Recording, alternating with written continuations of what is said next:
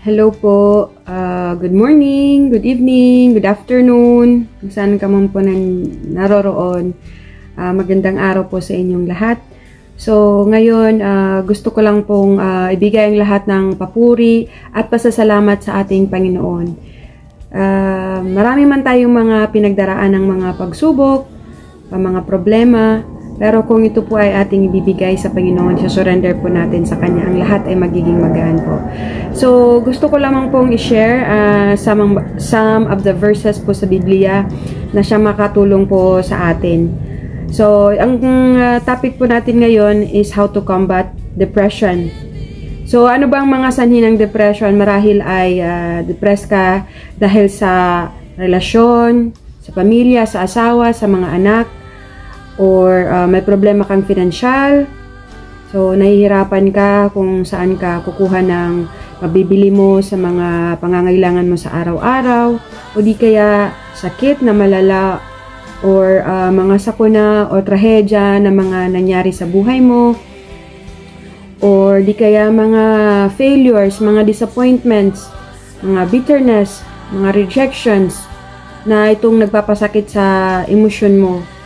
Amen. So, nandito ako ngayon para turuan ka sa sikreto kung paano natin ito mapagtatagumpayan at kung paano natin may tataboy ang mga masasamang spirito na siyang nagdudulot nito ng kahirapan sa ating spiritual at saka emotional.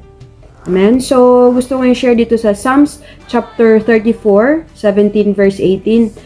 Sabi po dito, "The righteous cry out, and the Lord hears and rescues them from all their troubles. The Lord is near to the brokenhearted. He saves those crushed in spirit." Amen. Salamat sa salita ng Diyos. So ito po ang promise ng Diyos sa lahat ng mga brokenhearted, sa may mga depression, sa may mga anxiety, sa lahat ng taong may problema. So ito po ang promise sa atin ng Panginoon.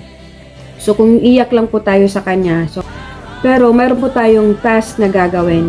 May responsibilidad po tayong gagawin. Ito po ay mababasa sa Matthew 11 verse 28. Ang sabi po, "Come to me all you are weary and burdened, and I will give you rest."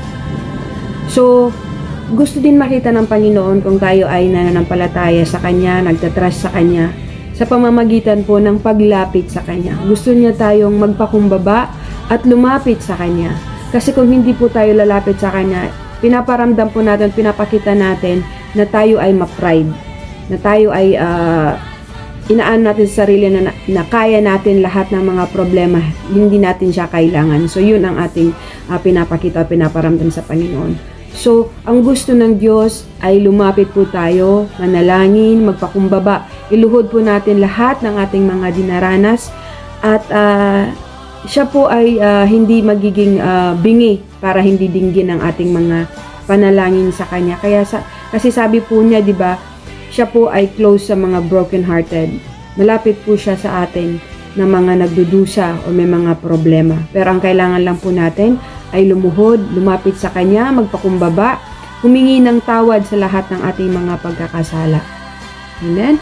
So, at ang magiging resulta, ay gagaan po ang ating mga pakiramdam at magkakaroon po tayo ng kapayapaan. Amen? So, yun lamang po mga kapatid. Manalangin po tayo, amang banal na makapangyarihan sa lahat. Salamat po sa iyong mga salita na iyong binigay po sa amin ngayon, Lord. Sa mga tao po, Diyos, na nagdurusa ngayon, may mga depresyon, Panginoon, problema pinansyal, problema sa sakit, anumang mga sakuna, mga trahedya, dinaranas nila, Panginoon. Ito man po, Diyos, ay problemang emotional, relasyon, Panginoon. Lord, nananampalataya po ako sa inyo na wala pong imposible, Panginoon. Lahat po, O Diyos, ay posible sa pamamagitan niyong pangalan, Lord God.